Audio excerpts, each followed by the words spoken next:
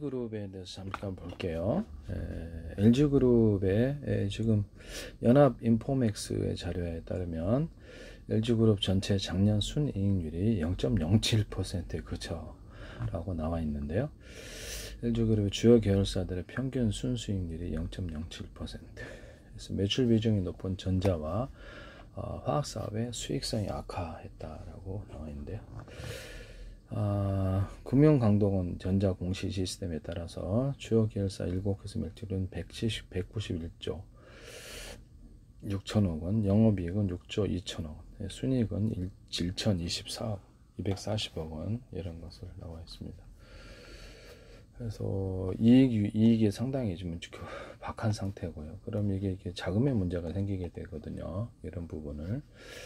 영업이익률은 3.27%, 순이익률은 0.07%. 제가 SK그룹하고 LG그룹을 자세히 자금 흐름을 좀 지켜봐야 된다고 제가 말씀을 드렸었죠.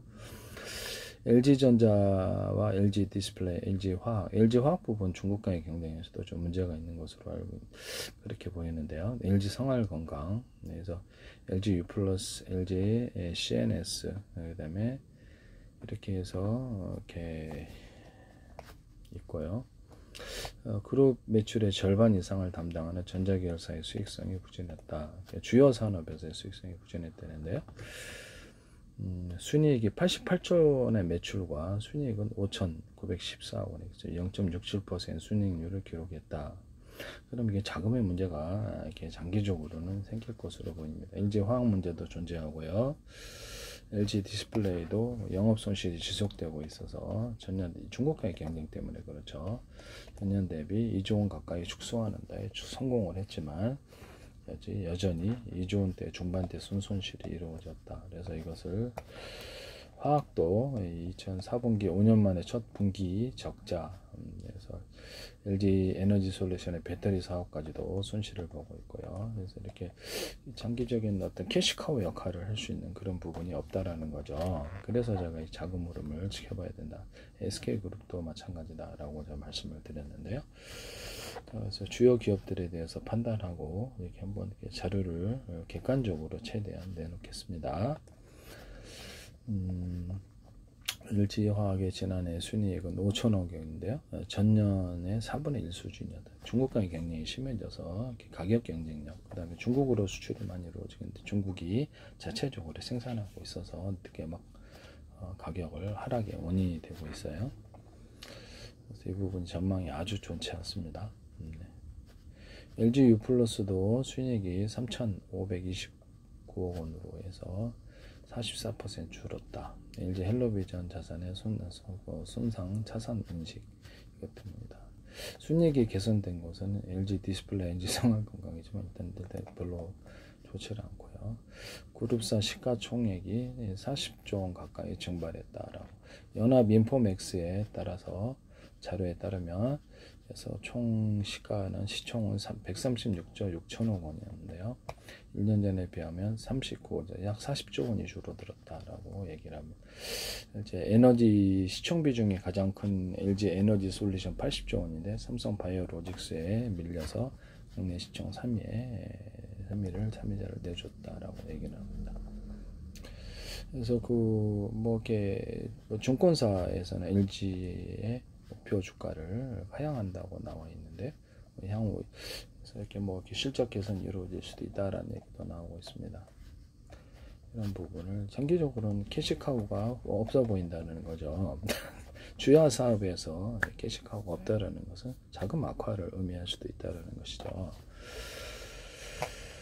1번을 말씀을 드립니다.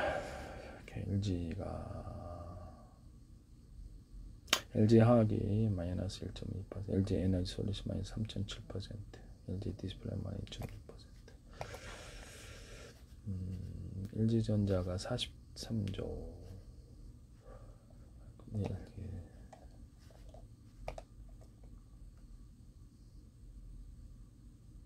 LG전자의 매출은 2025년 2분기 연결 기준 매출액 20조 7천억 정도 됐고요. 년 대비 마이너스 4.4%, 영업이익은 6,394억 마이너스 46.6%가 영업 실적이 이루어졌습니다. 그래서 이게 좀 그룹에 있어서 앞으로 향후 미래 전망은 그렇게 밝지 않다라고 저는 보여집니다.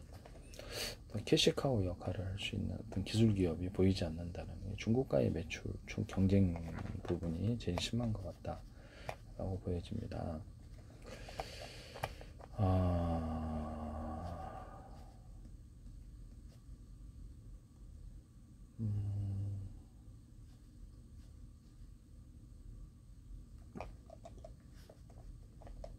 그래서 주요한 매출 부분에서 장기적인 전망이 어둡다라는 뜻이죠. 그래서 향후 이게 좀 문제가 있을 수 있는 부분이라 이게 단기적인 것이냐 아니면 지속적인 것이냐가 문제인데요. 여러분 단기적인 것 같지는 않아요. 네.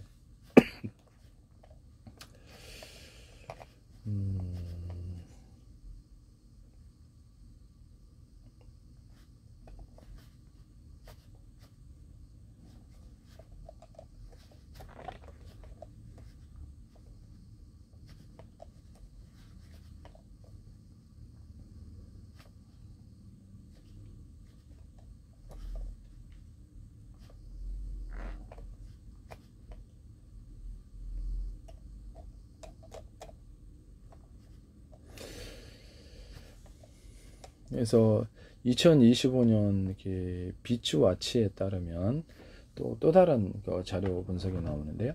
10개사 1분기 영업이익이 3.3조, 전년비 46% 급증했다. 이런 것도 나오는데 어떤 자료가 맞는 건가요? 그래서 LG그룹이 1분기에는 양호한 실적을 거뒀다. 그래서 10개 주요 비금융 계열사의 영업이익이 전년 대비 46.5%라는 3조 3,607억, 매출은 61조 넘겼다라고 이렇게 LG 에너지 솔루션 디스플레이 일부 계열사의 회복이 좀 있었다. 그런 여전히 손실이 있는 것 같은데요. 전자, 화장품, 소재, 전통 강자들이 수익성 정체 후퇴를 겪었다. 그래서 이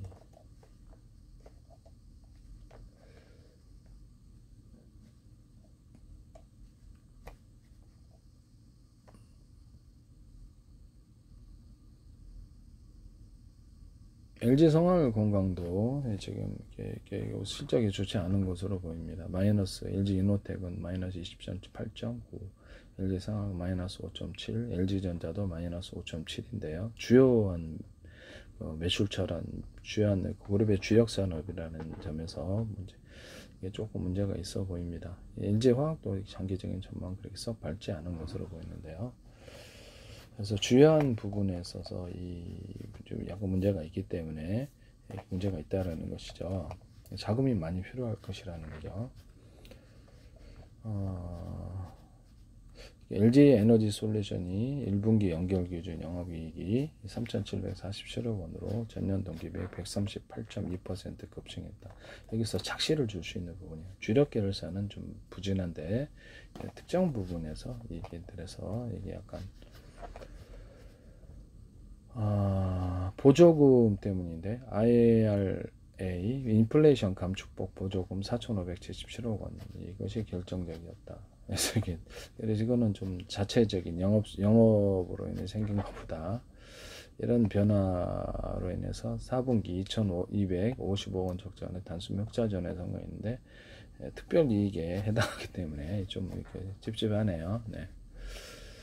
LG화학도 1분기 영업이익이 4,469억 원, 68.9% 늘었지만 석유화학산업은 여전히 적자지만 자회사 NL 여전히 적자입니다. 장기적인 전망은 매우 어둡습니다. 그래서 LG 에너지 솔루션 첨단 소재 분야 부분서 고부가 전자소재, 엔지니어용 소재 판매가 늘어나서 전체적으로 이익이 늘어났다. 그러나 LG화학 전체가 타격을 받으면 LG 석유화학전자가 타격을 받으면 이 점은 상당히 문제가 있을 수 있는 부분이다. LG 디스플레이도 지난해 1분기 4,694원 대규모 적자, 올해 344억 원의 영업이익을 흑자전에 성공했다고 하는데요. OLED 중심으로 해서 이렇게 매출 비중이 전체 55%, 전년 대비 8% 확대됐다. LG 디스플레이도 이게 다 중국gang 경쟁 때문에 그러는데요. 지주사에 있는 주 LG는 1분기 영업이 6,380억 원으로 51% 증가 이렇게 나와 있습니다. 그래서 LG CNS는 전년 동기 대비 144.3% 늘었다. 해자리수 증가율, LG U+도 15.6% 증가 견조한 실적 흐름을 이어갔다.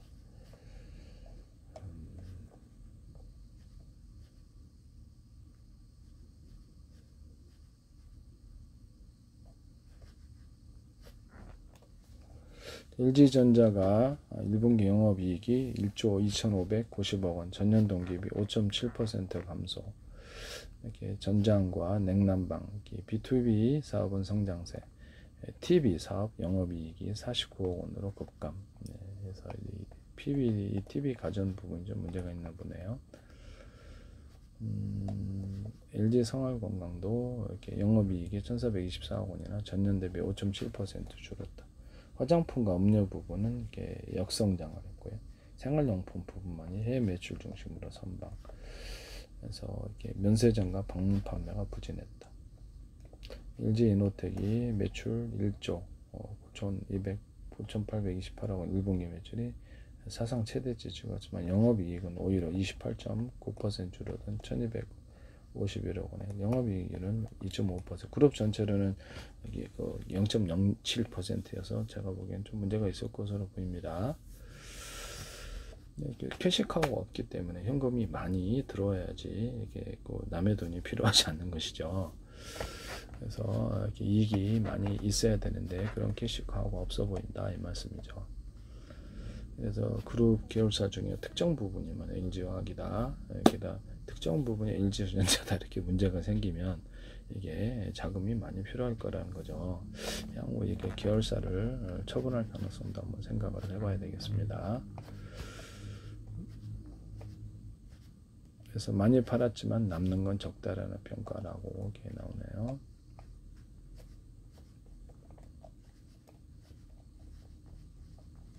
수익성이 안 좋다라는 건데 현금 흐름에 이제 현금의 흐름이 어느 정도 되는지 모르겠는데 LG 보유 현금을 좀 보면 되겠죠.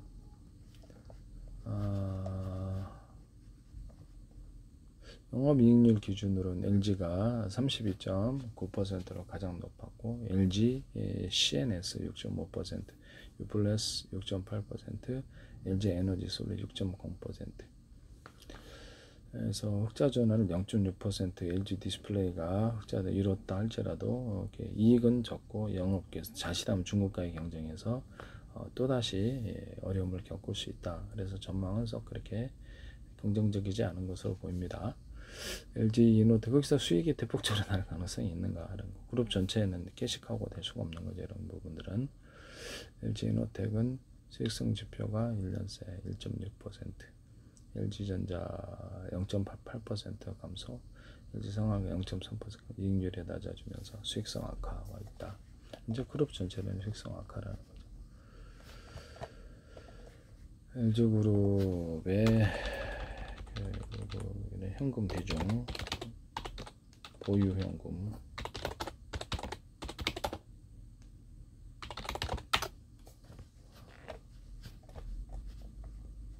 그래서 일단 2023년 말 기준에서는 현금성 자산 비율이 우수하고 재무 건전성이 높다고 평가되는데 그룹 차원에서는 안정적인 유동성을 유지하고 있다고 합니다. 이건 2023년도 이렇게 LG그룹 26조 원에 달하는 풍부한 유동성을 보유하고 있다. 2023년. 그래서 재무 대응력이 높다는 분석이 있습니다. 그래서 2025년 1분기 기준으로 LG전자는 현금이 7조 원을 밑도는 등 특정 시점의 현금성 자산 규모가 변동될 수 있다. LG전자가 좀 약간 부진한 것 같아요. 그래서 현금이 보유 현금이 7조 원 정도다. 그래서 이런 LG 에너지 솔루션, LG화학은 LG 에너지 솔루션 지분 매각을 또 유동성을 확보했다라고 나오네요. 그래서 이렇게 2023년만 기준 26조이면 현금 2020조 그래서 2024년도 11월 7일자 일단 자료 구글 자료인데요. 유동성이 줄어들고 있다라고 하는데요. 현금 비중이 작아지고 순차익금이 늘어나다. 이렇게 나와요. 재무 부담이 가중되고 있다라고 나옵니다. 이것은 더 벨스톡이라는 자료인데요. 이 언론사의 자료인데 이렇게 해서 전체적으로 이렇게 순차익금이 늘고 현금성 자산이 비중이 낮아졌다라고 분석하고 있습니다.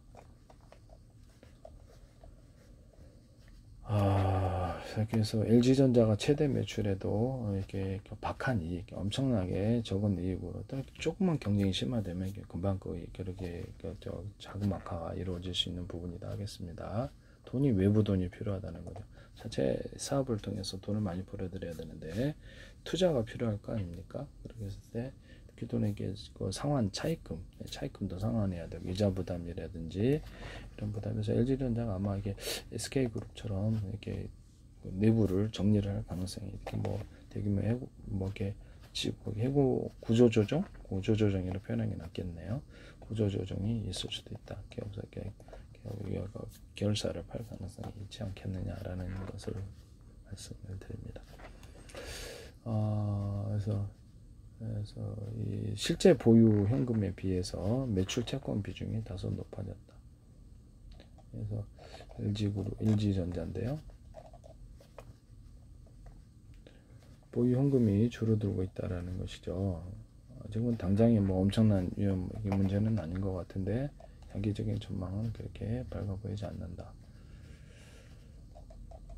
왜냐하면 순이익이 너무 작다라는 거죠. 순이익과 영업이익이 작고 보유 현금이 줄어드는 것은 긍정적인 전망은 아니다. 향후 이것을 뒤집을 수 있느냐 그랬을 때 캐시카우가 보이지 않는다라는 것입니다.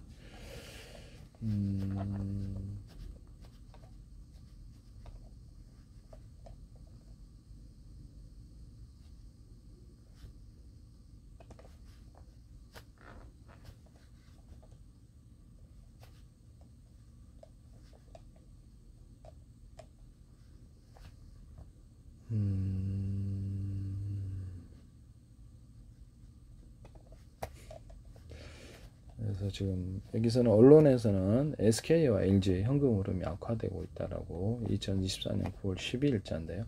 2025년도도 여전할 수도 있다라고 말씀을 드립니다. 이것은 어디 경제냐면 이게 언론사에서 나온 건데 언론사에서 연합뉴스에서 나오는 기사인데 그래서 이런 부분을 말씀을 드립니다. 잉여현금 4대 그룹의 올해 1분기 잉여흐름 합산액이 마이너스 1조 5천억 원이에요. 그래서 기업이 현금에서 설비 투자를 해야 되니까 설비가 빼고 남은 돈 투자를 하려고 하면 외부의 차입을 늘려야 된다. 그러면 빚이 늘어나기 때문에 좋은 상황은 아니에요. 이자를 내야 되니까 또 시기에 따르면 또 채권을 발행하거나 또 상환을 해야 됩니다. 이런 부분을 말씀을 드립니다. 그래서 영업이익이 또 순이익이 줄어든 상태에서 박하죠. 지금 굉장히 박한데 그 상태에서 만약에 조금이라도 경쟁이 심화되면 금방 타격이 크게 올 수 있는 이런 부분이다 하겠습니다. 그래서 SK그룹과 LG그룹의 자금이 안 좋다고 그러는데 이 부분에 대해서는 언론사 연합뉴스 기사니까요. 네. 연합뉴스 2024년도 기사니까 2025년도에도 딱히 개선된 것 같지는 않다. 여기서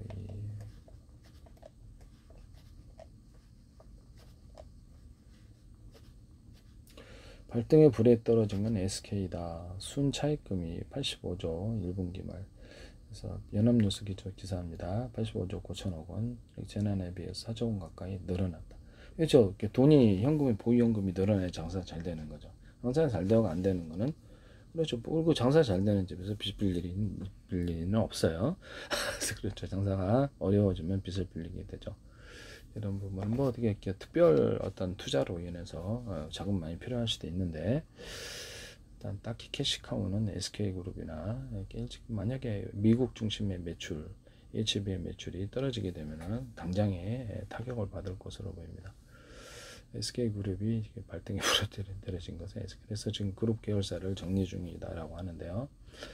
규모를 이렇게 너무 비대하게 가져가는 것보다 이렇게 팔사를 팔아서 현금을 늘리고자 한다는 것이죠. 2021년에 비하면 이렇게 2021년에는 55조 4천억 원이 빌린 돈이었는데 이렇게 2024년도에는 85조 9천억, 86조인데요. 거의 2024년도 뉴스에 이제 2025년도에 이게 더 악화됐을 가능성조차도 있습니다. 그래서 지난해에 비해서 50% 빚이 절반 가까이 늘어났다라는 거죠. 그래서 이 전체 차입금에서 기업이 보유한 순 차입금은 현금과 현금성 자산을 뺀 것으로 재무 안정성을 판단하는 핵심 지표인데요. 이런 부분들, 이런 게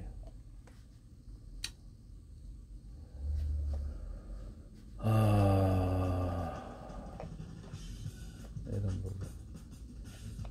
석유화학 사업도 부진에 빠져 있기 때문에 향후 이것을 투자를 하실 때는 좀 고려를 하셔야 될 부분이다라고 생각이 듭니다. 그래서 LG그룹도 3월 말 순차익금은 42조 8천억 원, 전년 동기 36조 3천억 원에 비해서 적어도 6조가 늘어났는데 5년 내 최대 규모, 이렇게 변동성이 5년 내 최대 규모는 변동성이 있고 그룹의 어떤 경쟁, 매출 경쟁에서 약간 문제가 있는 것으로 보여진다는. LG그룹의 고민권은 그룹 전체 매출의 3분의 1가량을 차지하는 화학 산업인데 중고발 공급 관계에서 이쪽이 LG와 이 부분이 상당히 문제가 있을 수도 있다. 그래서 현금이 이게 지금 영업 이익을 통해서 현금에서 설비 투자을 빼 여윳돈 잉여 흐름은 마이너스 5조 8천. 여기서 자금이 많이 필요하다는 거죠. 그래서 향후 이게 LG 화학 이게 어떻게 될지는 모르겠어요. 영업을 통한 현금 창출력이 전체적으로 악화됐다. 그 다음에 2차 전지, 배터리, 디스플레이, 주력 산업이 높은 투자 부담이 일어서 재무 부담이 커졌다고 한국신용평가가 판단을 하고 있습니다. 그래서 삼성그룹은 일단 보유연금은 80조 원 더 많고요. SK, LG가 좀 이게 현금성 자산 그래서 지난해 1분기 99조 7천억 원, 1년 만에 20조 원가량 줄었다. 그래서 삼성 특유의 무차익 경영이 유지돼서나 보유 현금이 감소하고 있다. 반도체 부진과 대규모 투자 때문에 감소하고 있다고 하는데요.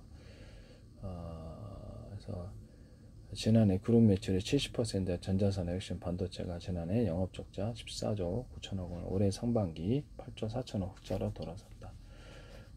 그래서 반도체 그룹 설비 투자는 연간 60조 원 안팎에 이른다. 그래서 이런 부분에 이렇게 현금 소진 가능성이 앞으로도 열려 있다라고 이렇게 말하고 있습니다. 스마트폰, 컴퓨터 판매 부진도 있고요. 이렇게 삼성전자의 이렇게 현금 창출력, 그 다음에 향후 현금 흐름에 대해서도 약간 이렇게 의심을 하고 있네요. 현대차 그룹은 전체 매출이 402조 원인데요. 완성차 730만 대를 팔았다. 그래서 세계 판매량 3위. 토요타, 폴스바겐 그룹이 한 세계 판매량 3위인데요. 그래서 이렇게 보유한 현금은 27조 7천억입니다. 1년 전보다 9조 원을 버는데, 그때로 장사 잘 되면 돈이 많이 늘어나죠. 빌릴 일도 없죠. 이런 부분을 말씀을 드립니다. 장사가 잘 되는데 빌릴 일이 뭐가 있을까요? 네. 장사가 잘 되는데 돈을 자꾸 이렇게 빌려달라고 하면 이상하게 생각하셔야죠. 네. 현대차 이런 부분을 말씀을 드립니다. 네. 현대차도 장기적인 전망은 이렇게 밝지 않게 중국 차가 수입차가 400만 대 팔던 것에서 1000만 대로 늘어났다는 뉴스가 있어요. 그래서 그만큼 늘어난 만큼 이렇게 파이가 경쟁이 심화되고 줄어들죠.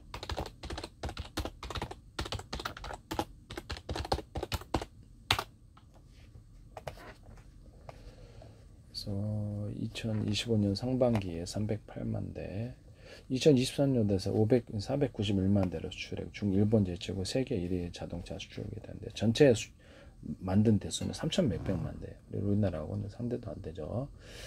고급스럽게 보이기도 합니다. 어떻게 보면 내부도 그렇고 향후 자동차에서 우리가 내부를 고급스럽게 만드는 디스플레이, 그리고 완전히 좀 디자인도 그렇고 고급화 전략을 통해서 해나가야 될 것으로 보입니다. 내부를 컬러풀하게 만들거나, 중국 굉장히 컬러풀하죠. 2025년도에 상반기만 308만 대, 세계 1위를 유지했다. 그러면 하반기까지 하면은 거의 이게 600만 대이기 때문에 엄청난 수출 증가세죠. 이게 이제 앞으로 현대 기아차에도 문제가 된다 이 말씀이죠. 지금 당장에는 수출에 문제가 없지만 이런 부분을 말씀드립니다. 2025년 7월 18일 날 10대 중 전 세계 판매자 10대 중 3대는 중국차다라고 하고 있습니다. 2022년 같은 기간에 3배에 해당할 만큼 1월 5일 중국의 자동차 수출액은 373억 달러로 연합뉴스입니다. 연합뉴스. 그래서 2030년 전에는 10대 중 3대가 중국차가 차지할 것이다 라고 나와 있습니다. 중국 자동차는 동남아시아, 중동, 아프리카, 남미 신흥시장에 주도한다. 이렇게 중국차 가장 많이 수입한다. 아랍에미리트. 그래서 3년 전보다 551% 만족하지 않으면 수입이 계속되지 않죠. 중국차에 대해서 만족했다라는 것이죠. 멕시코에서도 224억 달러, 러시아도 22억 달러 중국차를 수입했다. 그래서 중국 상위 5대 수출업체 평균 설비 가동률 57% 산업 전체 평균보다 높았다라고 자료가 분석이 나오고 있습니다.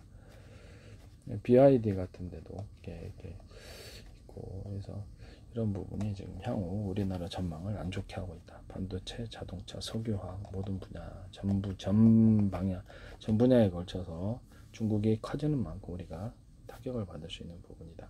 장기적인 전망도 우리가 한번 해볼 수 있죠. 지금 당장에는 수출에 문제가 없어 보이지만 이렇게 그룹의 내부 상황의 현금 유동성이라 현금 보유가 차선이 잘 되는데 현금이 더 늘어나야지 줄어들거나 빚을 빌려달라는 것은 이상한 일이라는 것이죠.